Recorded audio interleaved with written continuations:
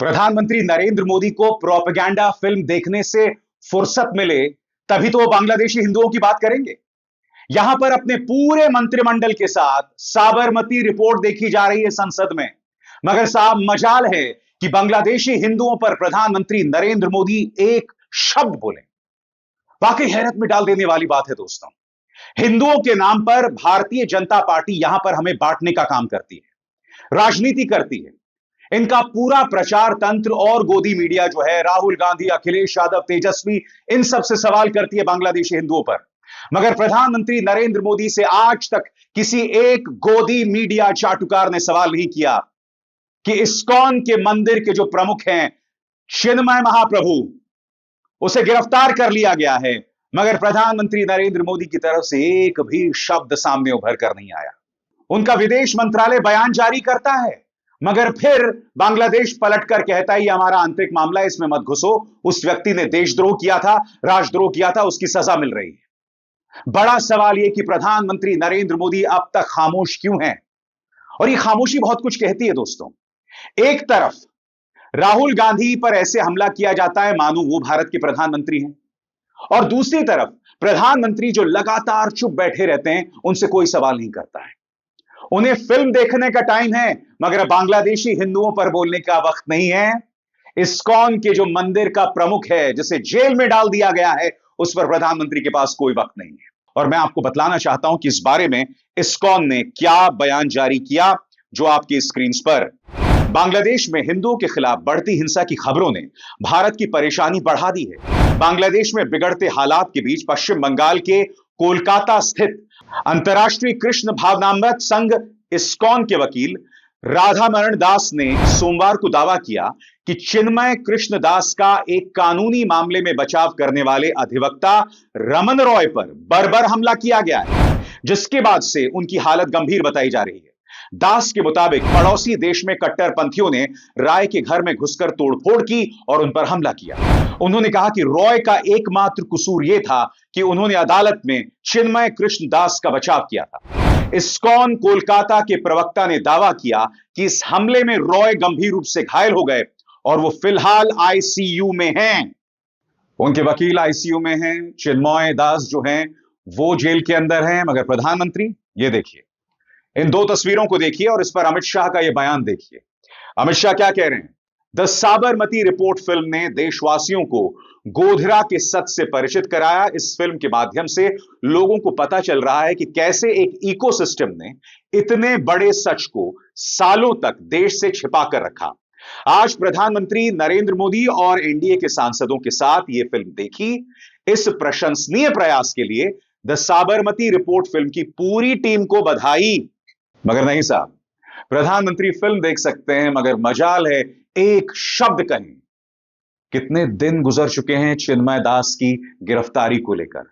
सबसे बड़ी बात, प्रधानमंत्री के मुंह से एक शब्द नहीं निकल रहा है। क्या शब्द निकल रहा है? आपकी स्क्रीन इन तीन तस्वीरों के साथ प्रधानमंत्री ट्वीट करते हैं, joined fellow NDA MPs at the screening of Sabarmati report.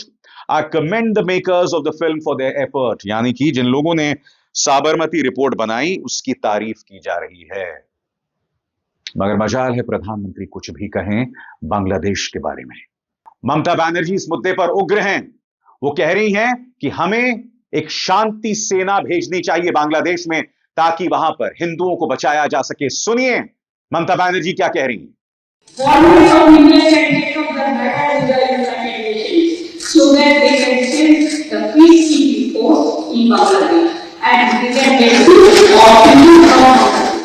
Mamata Banerjee ने क्या कहा आपके स्क्रीन पर?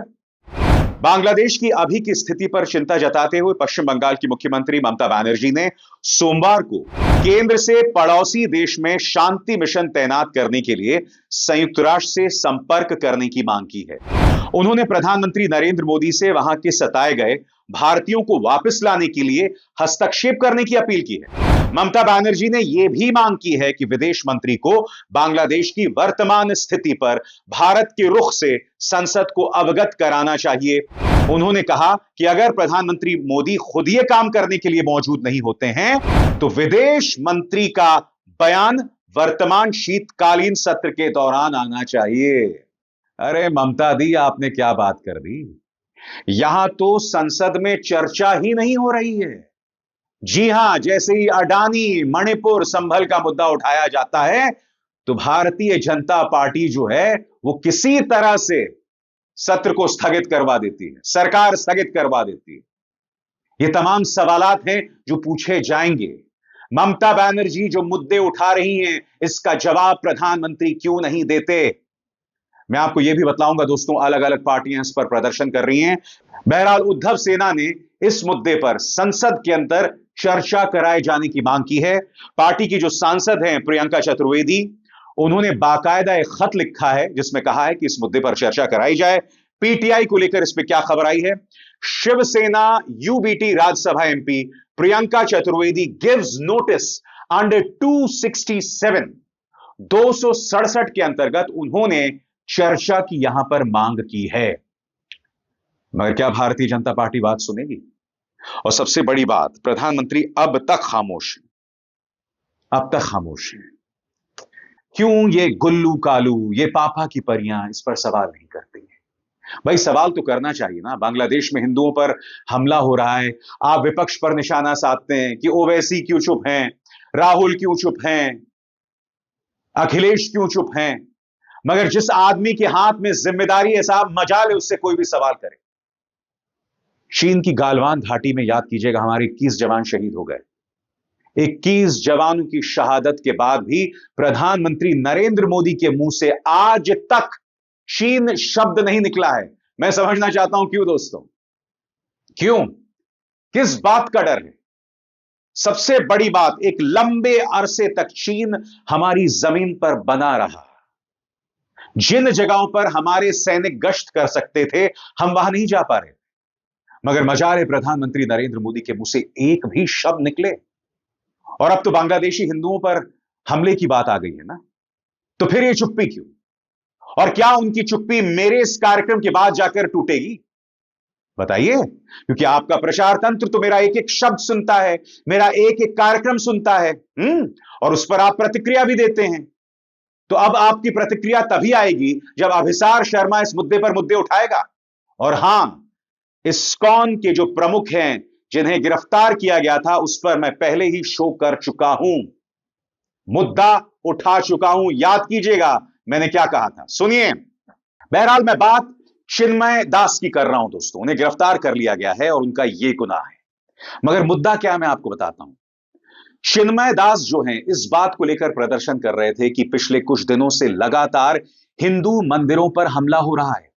अभी कल ही यानी मंगलवार को भी एक बार फिर हिंदू मंदिरों पर हमला हुआ, उसकी मैं चर्चा करूंगा। उनकी मांग बहुत गंभीर थी। यहां पर किसी अति उत्साही ने बांग्लादेश के झंडे के ऊपर सनातनी झंडा लगा दिया होगा, मगर जो मांग चिन्मयी दास कर रहे हैं उसे नजरअंदाज नहीं किया जा सकता। मैं आपको बतलाना चाहता हूं पिछले कुछ सालों में किस तरह से अलग अलग जगहों पर बांग्लादेश में हिंदू मंदिरों पर हमला हुआ है, एक एक करके आपके स्क्रीन पर। 2009 इस्कॉन मंदिर चटगांव द्वारा संचालित एक अनाथालय पर हमला। 2015 इस्कॉन मंदिर दिनाजपुर पर आतंकियों का हमला, 2 लोग घायल हुए। 2016 सिलहट में इस्कॉन मंदिर पर कट्टरपंथियों के हमले में 10 लोग घायल। 2018 इस्कॉन ढाका द्वारा आयोजित रथ यात्रा पर हमले में 6 श्रद्धालु घायल। 2020 आतंकियों की इस्कॉन मंदिर ढाका पर हमले की योजना को पुलिस ने नाकाम किया। 2021 दुर्गा नवमी पर नोआखली में इस्कॉन मंदिर पर हमला, 2 श्रद्धालुओं की मौत। 2022 17 मार्च को ढाका स्थित इस्कॉन मंदिर में कट्टरपंथियों पर का हमला, 3 श्रद्धालु घायल। इसका मतलब क्या हुआ दोस्तों? इसका मतलब यह हुआ कि जब शेख हसीना प्रधानमंत्री थी तब भी हिंदू मंदिरों पर हमले हो रहे थे। जब चिन्मय दास को जेल में डाल दिया जाता है तो कई लोग प्रदर्शन कर रहे थे। उस प्रदर्शन के दौरान देखिए किस तरह से लोग घायल हैं। पहली तस्वीर आप देखिए किस तरह से यह व्यक्ति जो है उसके माथे से खून निकल रहा है और उसे कोई कॉटन लगा रहा है। यहां एक व्यक्ति को आप देख सकते हैं उसके कान से खून बह रहा है। इस तस्वीर में देखिए एक व्यक्ति जमीन पर पड़ा हुआ है। यह हालत प्रदर्शनकारियों की है। ये लोग बांग्लादेश में अपने धर्म को बचाने के लिए संघर्ष कर रहे हैं। मैं आपको बतलाना चाहता हूं चिन्मय दास का क्या बयान था आपकी स्क्रीन पर। हम इस देश के लोग हैं, इस देश का हिस्सा हैं। हम इस देश के कानून के मुताबिक काम करते रहेंगे। आप सभी को ऐसी कोशिश करनी चाहिए कि कोई अराजक माहौल न बने। लेकिन हमारी 8 सूत्री मांगे हमारी बुनियादी मांग है। हमने इसे लेकर आंदोलन जारी रखा है और आगे भी जारी रखेंगे। चिन्मय दास को जो गिरफ्तार किया गया है, भारत में इसकी जबरदस्त प्रतिक्रिया हुई है। जबरदस्त प्रतिक्रिया हुई है। भारतीय विदेश मंत्रालय का बयान आपकी स्क्रीन पर। बांग्लादेश में इस्कॉन के धर्मगुरु चिन्मय कृष्ण दास की गिरफ्तारी पर भारत ने नाराजगी जाहिर की है। भारत के विदेश मंत्रालय ने मंगलवार को जारी बयान में कहा कि चिन्मय कृष्ण दास की गिरफ्तारी से हम चिंतित हैं। विदेश मंत्रालय ने कहा, यह दुर्भाग्यपूर्ण है कि अपराधी खुलेआम घूम रहे हैं, लेकिन शांतिपूर्ण सभाओं के जरिए सही मांगी करने वाले धार्मिक नेताओं के खिलाफ मुकदमे चल रहे हैं। चिन्मय कृष्ण दास ने हिंसा नहीं की दोस्तों, वो शांतिपूर्ण ढंग से अपनी बात कर रहे थे। हकीकत यह है कि वो जो भगवा झंडा फहराया गया बांग्लादेशी झंडे के ऊपर, यह काम उन्होंने खुद ने नहीं किया, किसी और ने किया होगा, मगर उन्हें देशद्रोह में बांग्लादेश ने जेल में डाल दिया है। बहरहाल भारत में अलग अलग जगहों पर प्रदर्शन हो रहे हैं। मैं आपको बता दूं, बांग्लादेश में इस्कॉन से जुड़े लोगों की गिरफ्तारी के विरोध में सोमवार को कोलकाता में बीजेपी के बड़े नेता शुवेंदु अधिकारी के नेतृत्व में प्रदर्शन किया गया। यह प्रदर्शन भारत बांग्लादेश सीमा पर पेट्रोपोल के करीब किया गया। वहीं उद्धव ठाकरे की शिवसेना ने महाराष्ट्र के छत्रपति संभाजी नगर में रैली की। उद्धव ठाकरे गुट ने बांग्लादेश में हिंदुओं की सुरक्षा की मांग की। शिवसेना डोगरा फ्रंट ने जम्मू में प्रदर्शन किया और भारत में बांग्लादेश के उच्चायोग को बंद करने की मांग की। इस तरह के प्रदर्शन हो रहे हैं। अब जो मैं आपको बात बतलाने जा रहा हूं, इसका जिक्र मैंने पहले भी किया था, याद कीजिएगा दोस्तों। 1971 में बांग्लादेशियों पर अत्याचार हो रहे थे। पाकिस्तानी सेना वहां की औरतों का बलात्कार कर रही थी, उन पर टॉर्चर ढहा रही थी। तब बगैर परवाह किए भारत ने दखल दिया। पाकिस्तान दो फाड़ हो गया। बांग्लादेश का क्रिएशन हुआ। हमारी समुद्री सीमा पर अमेरिकी युद्धपोत खड़े हुए थे। रिचर्ड निक्सन लगातार इंदिरा गांधी को धमकी दे रहे थे, मगर इंदिरा गांधी, उन्हें कोई परवाह नहीं थी। मैं इन दोनों घटनाओं की तुलना नहीं कर रहा हूं दोस्तों, दोनों घटनाएं अलग अलग हैं, मगर याद कीजिएगा, एक पत्रकार ने जब इंदिरा गांधी का इंटरव्यू किया था तो उन्होंने किस अंदाज में जवाब दिया था, खुद सुनिए। India had to face the enormous problem of a mass exodus of refugees from East Pakistan. A war ensued and Bangladesh was born. Well, surely that the massacre there stops, the rape stops, the burning of villages stops. Can it not be fairly put to you that you're contributing in a way to the exodus of the refugees by your support for the Pakistan guerrillas? Now, mustn't you, in effect, face the question of having to reduce your support for the guerrilla armies operating in East Pakistan? Does that mean we allow a massacre to continue? What happened first? How many people were killed according to your correspondence of British newspapers, of American newspapers, of French newspapers, Canadian newspapers, Arabian newspapers? The massacre began long before there was a single guerrilla. But it's a contribution to quietening the situation, as I say. No, what does quietening mean? Does it mean that we support the genocide? And do you think it can be stopped? Do you think people are going to sit aside and watch their women raped in front of them? And say that, no, we are going to quieten the situation? That's not quietness. That is the worst possible type of war, is the worst possible type of violence. यह अंदाजे बयां तो बहुत दूर की बात है दोस्तों। प्रधानमंत्री के मुंह से तो एक शब्द नहीं निकलता है। जब चीन की सेना घुस आती है तो प्रधानमंत्री कहते हैं ना कोई आया था ना कोई आया है। 21 जवान शहीद हो जाते हैं तब भी चुप्पी।